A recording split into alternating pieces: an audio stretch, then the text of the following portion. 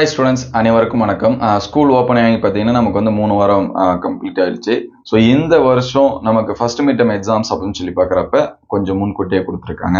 அதனால் 10th 11th 12th படிக்கக்கூடிய students உங்களோட ப்ரிப்பரேஷனை ஸோ முடிஞ்ச அளவுக்கு இன்னும் ஸ்டார்ட் பண்ணாமல் இருந்தால் இப்போலேருந்து என்ன பண்ணுறீங்க ஸ்டார்ட் பண்ணுறீங்க. ஏன்னா நிறைய ஸ்டூடெண்ட்ஸ்க்கு வந்து இது இருக்குது, அது மிட்டம் டெஸ்ட் தானே, ஃபர்ஸ்ட் மிட்டம்க்கு நான் ஏன் வந்து படிக்கணும், நமக்கு காலாண்டு இருக்குது, அரையாண்டு இருக்கு, நான் அப்ப படிச்சுக்கலாம் அப்படின்னு சொல்லிட்டு ஒரு சில பேர் வந்து நினைச்சிட்டு இருப்பீங்க. நமக்கு போர்ஷன் வந்து டிவைட் பண்ணி கொடுத்துருக்கிறதே எப்படி அப்படின்னு சொல்லி பாத்தீங்கன்னா 20%, அதுக்கடுத்து 50, அதுக்கடுத்து 20, அதுக்கடுத்து 100% இந்த மாதிரி என்ன பண்ணியிருக்காங்க கொடுத்துருக்காங்க. ஸோ நீங்க எந்த அளவுக்கு இப்பல இருந்தே படிக்கிறீங்களோ அது வந்து உங்களுக்கு ரொம்பவே அடுத்த நடக்கக்கூடிய காலாண்டுக்கு, அதுக்கடுத்து நடக்கக்கூடிய அரையாண்டுக்கு இது எல்லாமே ஹெல்ப்ஃபுல்லா இருக்கும். ஸோ உதாரணத்துக்கு இப்போ 10 லெசன் ஒரு சப்ஜெக்ட்ல இருக்கு அப்படின்னா இப்போ வந்து 2 லெசன்ஸ் வந்து கொடுப்பாங்க. அதுக்கடுத்து குவார்டர்லி அப்ப அது 5 லெசன்ஸா மாறும். அதுக்கடுத்து செகண்ட் மிட்டமுக்கு வந்து அடுத்து ஒரு 2 லெசன்ஸ்க்கு வந்து கொடுப்பாங்க. ஹாஃப் இயர்லி எப்ப பாத்தீங்கன்னா அது ஃபுல் போர்ஷனா மாறும். சரிங்களா, ஒரு 2 லெசன் 3 லெசன் இந்த மாதிரி மாறி மாறி நமக்கு வந்து வரும். ஸோ இப்ப கம்மியா இருக்கக்கூடிய போர்ஷனே நம்ம கம்ப்ளீட் பண்ணாம இருந்தோம் அப்படின்னா காலாண்டுக்கு மறுபடியும் மிட்டம் போர்ஷனை எடுத்து படிக்கிற மாதிரி இருக்கும். அப்ப வந்து காலாண்டுக்கான போர்ஷனை படிக்கிறதுக்கு நமக்கு ரொம்பவே கஷ்டமா இருக்கும். அதனாலே நிறைய ஸ்டூடெண்ட்ஸ்க்கு வந்து மார்க் ரெடியூஸ் ஆகும். ஸோ குறிப்பா 10th 12th ஸ்டூடெண்ட்ஸ்க்கு மார்க் ரொம்ப முக்கியம். ஏன்னா 11th நமக்கு தேவையான குரூப் கிடைக்க அந்த மார்க்ஸ் வந்து ரொம்பவே முக்கியமா இருக்கும். அதே மாதிரி 12th ஸ்டூடெண்ட்ஸ்க்கு நம்ம ஃபியூச்சர்ல காலேஜ் வந்து ஜாயின் பண்ணும்போது அங்க ஃபீஸ் கட்டாம படிக்கணும், எந்த ஒரு ஃபேமிலிக்கு கஷ்டத்தையும் கொடுக்காம படிக்கணும் அப்படின்னா இப்பிலேருந்தே உங்களுடைய ப்ரிப்பரேஷன் வந்து என்ன பண்ணுங்க கண்டினியூ பண்ணுங்க. ஸோ நமக்கான ஷெடியூல் சரிங்களா, ஃபர்ஸ்ட் மிட்டம்கான ஷெடியூல் என்ன அப்படின்னு சொல்லி பார்ப்போம். அதுக்கு முன்னாடி நீங்க நம்ம சேனல் சப்ஸ்கிரைப் பண்ணாம வந்து சப்ஸ்கிரைப் பண்றேங்க, மறக்காம இந்த வீடியோவுக்கு ஒரு லைக் பண்ணிடுங்க. ஸோ கிட்டத்தட்ட பார்த்தீங்கன்னா ஜூலை 16, 17, 18 சரிங்களா, இந்த 3 நாள்ல நமக்கு எக்ஸாம்ஸ் வந்து கொடுத்துருக்காங்க. இதுக்கு முன்னாடிலாம் ஆகஸ்ட் ஃபர்ஸ்ட் வீக் இல்லைன்னா ஜூலை லாஸ்ட் வீக் தான் கொடுத்துருப்பாங்க.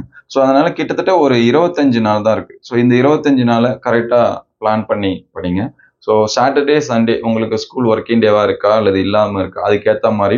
ஸோ ஒன் டேல உங்களுக்கு டஃபா இருக்கக்கூடிய சப்ஜெக்ட், இப்போ 10th இருந்தீங்கன்னா எனக்கு மேக்ஸ் கொஞ்சம் கஷ்டமா இருக்கு, சயின்ஸ் கொஞ்சம் கஷ்டமா இருக்கு அப்படின்னா மேக்ஸையும் சயின்ஸையும் சண்டேல அந்த ஆஃப் டேவை பிரிச்சு படிங்க. அதே மாதிரி 11th and 12th ஸ்டூடெண்ட்ஸ்க்கு பிசிக்ஸ் கெமிஸ்ட்ரி அல்லது பாட்னி ஜுவாலஜி எது உங்களுக்கு டஃபா இருக்கோ அது சாட்டர்டே சண்டே சரிங்களா ஹாலிடேவை பொறுத்து நீங்க பிளான் பண்ணுங்க. அதே போல நான் வந்து வீட்டில் எனக்கு வந்து டெய்லியும் ஸ்கூல் போயிட்டு வரேன், வீட்டில் எனக்கு வந்து 2 hours 3 hours இருக்கு அப்படின்னா ஒரு நாளைக்கு 2 சப்ஜெக்ட் படிக்கிற மாதிரி ஷெட்யூல் பண்ணுங்க. ஒரு மினிமம் ஒரு 5 கொஸ்டின்ஸ் அது பாருங்க. நம்ம எல்லாத்துக்குமே வீக்லி டெஸ்ட் வந்து கண்டக்ட் பண்ணிட்டு இருக்கோம். ஸோ பிளேலிஸ்ட்ல வீக்லி டெஸ்ட் இருக்கும், அதை செக் பண்ணி பாருங்க. அதே மாதிரி ஃபர்ஸ்ட் மிட்டமுக்கு இம்பார்ட்டன்ட் கொஸ்டின்ஸும் அப்டேட் பண்ணியிருக்கோம், நிறைய சேனல்ஸ்ல சொல்லிட்டு இருக்காங்க சரிங்களா. நீங்க வந்து அதை ஃபாலோ பண்ணி கூட என்ன பண்ணலாம் படிக்கலாம். ஸோ இப்போ நமக்கான ஷெடியூல் ஆல்ரெடி சொல்லிட்டோம், என்னென்ன சிலபஸ் இருக்கு அப்படின்னு சொல்லிட்டு 11th-க்கும் 12th-க்கும் சொல்லிட்டோம். ஸோ இங்க தமிழ்ல பாத்தீங்கன்னா மோஸ்ட்லி 1 and 2 வரும் அல்லது 1 2 3 வரும். ஸோ இங்கிலீஷ்ல பாத்தீங்கன்னா 1 2. So 11th and 12th same தான். பிசிக்ஸ்ல மட்டும் பாத்தீங்கன்னா 12th-க்கு 1 2 3, 11th-க்கு 1 2 கொடுத்துருக்காங்க. அதெல்லாம் சாப்டர்ஸ் சரிங்களா. கெமிஸ்ட்ரியில பாத்தீங்கன்னா 1 2 6 7 11 அதே போலதான் 11th-க்கும். பாட்னில பாத்தீங்கன்னா பியூர் சயின்ஸ் பாட்னிக்கு சரிங்களா 12th-க்கு ஃபர்ஸ்ட் 2 சாப்டர், 11th-க்கு பாத்தீங்கன்னா 1 to 4 வரும் சரிங்களா. ஃபர்ஸ்ட் 4 சாப்டர்ஸ் வரும். மேக்ஸ் பாத்தீங்கன்னா சாப்டர் 1 to 3, 11th-க்கு 1 2 கொடுத்துருக்காங்க. பயோ பாட்னி பாத்தீங்கன்னா சாப்டர் 1 to இங்கேயும் வந்து 1 to 4 வரைக்கும் வரும். அதே மாதிரி பயோசுவாலஜி 1 to 3, இங்கேயும் 1 to 3 கொடுத்துருக்காங்க. சுவாலஜி பாத்தீங்கன்னா 1 to 4 சரிங்களா. அதே மாதிரி 11th-க்கு 1 to 3, ஒரு சில டிஸ்ட்ரிக்ட்ல 1 to 3 மட்டுமே நமக்கு வந்து நடக்கும் பியூர் சயின்ஸ். அதுக்கடுத்து காமர்ஸ் அக்கௌண்டன்சி குரூப்பா இருந்தீங்கன்னா இந்த லெசன்ஸ் நோட் பண்ணிக்கங்க. காமர்ஸ்க்கு 1 to 8, 11th-க்கு 1 to 10, accountancy 1 to 3, 11th-க்கு 1 to 5, எக்கனாமிக்ஸ்க்கு வந்து 1 to 4, 11th-க்கு 1 to 3, கம்ப்யூட்டர் சயின்ஸ் வந்து 12th-க்கு 1 to 6, 11th-க்கு 1 to 5. 10th-க்கு பாத்தீங்கன்னா தமிழ் இங்கிலீஷ், தமிழ்ல பாத்தீங்கன்னா இயல் 1 2 கொடுத்துருக்காங்க, ஒரு சில டிஸ்ட்ரிக்ட்ல 3 நடக்கும். அதே மாதிரி இங்கிலீஷ்ல யூனிட் 1 and 2 தான். மேக்ஸ்ல பாத்தீங்கன்னா மேக்ஸ்ல மட்டும் இது வந்து டிஸ்ட்ரிக்ட் வைஸா டிஃப்ரெண்டா கொடுத்துருக்காங்க சரிங்களா.